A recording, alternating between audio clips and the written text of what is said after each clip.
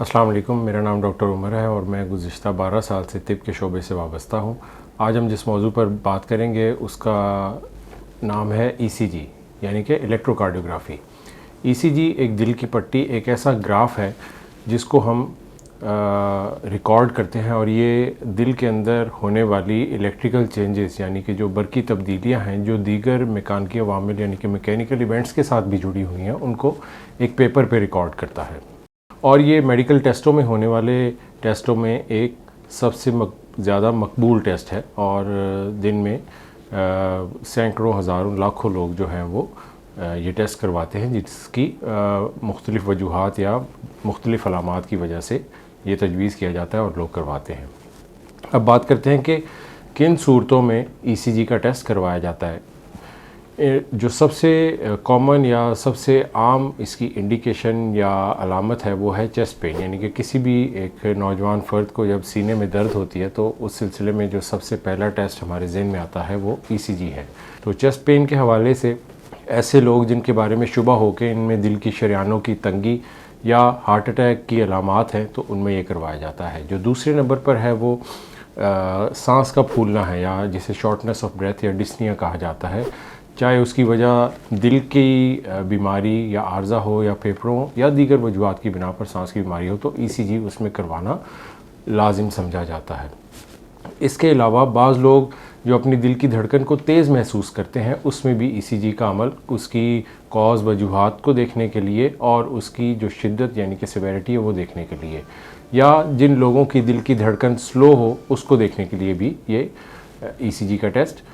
Recommend کیا جاتا ہے۔ پھر اس کے بعد جو ایک کامن انڈیکیشن اس کی ہے وہ چکر آنا یا بے ہوش ہونا یا گر جانا ہے، جسے ہم ڈیزینس یا سنکپی کہتے ہیں، کہ اس صورت میں بھی ای سی جی کروائی جاتی ہے کہ یہ دیکھا جا سکے کہ دل کی دھڑکن کم یا تیز یا بے ترتیب ہونے کی وجہ سے انسان ان علامات میں مبتلا تو نہیں ہوا۔ پھر اس کے علاوہ چند دیگر چیزیں یعنی کہ جسم میں نمکیات کے اتار چڑھاؤ، جن میں ایک بہت خطرناک یعنی کہ پوٹاشیم کا بڑھ جانا جسے ہم انگلش میں ہائپر کیلیمیا کہتے ہیں، اس کی صورت میں کروایا جاتا ہے کہ اس میں اگر ای سی جی میں چینجز آ جائیں تو وہ ایک میڈیکل ایمرجنسی ہے اور اس میں فوری طور پر انسان کو علاج کی طرف جانا چاہیے، ورنہ یہ جان لیوا بھی ثابت ہو سکتی ہے۔ پھر اس کے علاوہ دیگر جو وجوہات ہیں سانس پھولنے کی، جیسے کہ پلمنری ڈس آرڈرز یعنی کہ استھما کا مرض ہے، سی او پی ڈی ہے، یا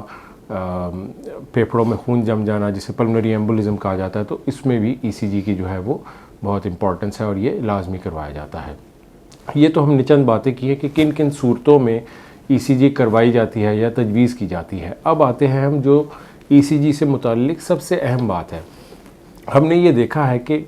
لوگ ای سی جی کروا لیتے ہیں لیکن اس کے بعد کوئی اپروپریٹ میڈیکل اٹینشن سیک نہیں کرتے، یعنی کہ اس کو کسی مستند یا سرٹیفائڈ یا کوالیفائڈ ہیلتھ کیئر پروفیشنل یا ڈاکٹر کو دکھاتے نہیں ہیں۔ تو ای سی جی تو ہوگی لیکن اس کو انٹرپریٹ نہیں کیا گیا، اس کو دیکھا نہیں گیا کہ بھائی اس میں جو پرابلم ہے وہ کیا ہے،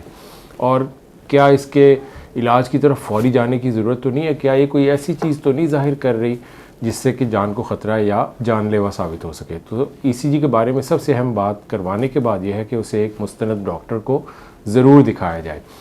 اور اس کے بعد جو دوسری امپورٹنٹ بات ہے کہ اس کو دیکھنے کے بعد جو ڈاکٹر تجویز کرے، یعنی کہ بعض صورتوں میں یہ تجویز کیا جائے گا کہ جی یہ ای سی جی آدھے گھنٹے بعد ریپیٹ کی جائے گی، تو آپ نے اس ہدایت پر بھی عمل کرنا ہے۔ یا بعض صورتوں میں ای سی جی دیکھنے کے بعد یہ تجویز کیا جائے گا کہ جی بلڈ کا ٹیسٹ ہے، مثال کے طور پر ٹروپونن ٹیسٹ ہے یا کارڈک انزائم ہے، تو یہ فوری کروائیں گے یا کچھ انٹرول کے بعد کچھ وقت گزرنے کے بعد کروائیں گے، تو اس ہدایت کو بھی آپ نے سنجیدگی سے لینا ہے اور اس پر عمل کرنا ہے۔ اور تیسرا یہ ہے، یہ خاص طور پر ان لوگوں کے لیے جن کو کوئی نہ کوئی میڈیکل عارضہ یا دل کا مرض لاحق ہے، کہ آپ نے جب ایک دفعہ ای سی جی کروا لی تو اس کو لیبل کر کے اپنا نام، وقت اور تاریخ لکھ کے اپنے پاس سنبھال کے رکھنا ہے۔ یہ ایک ویلیویبل آپ کے پاس کلو ہے یا انفارمیشن ہے جو کہ آپ پاسٹ ای سی جی اور میڈیکل ریکارڈ سے کمپیئر بھی کر سکتے ہیں،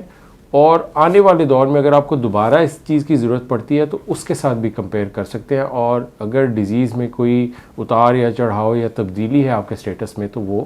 اس کو کمپیریزن کر کے اپروپریٹ ٹریٹمنٹ کی طرف جا سکتے ہیں۔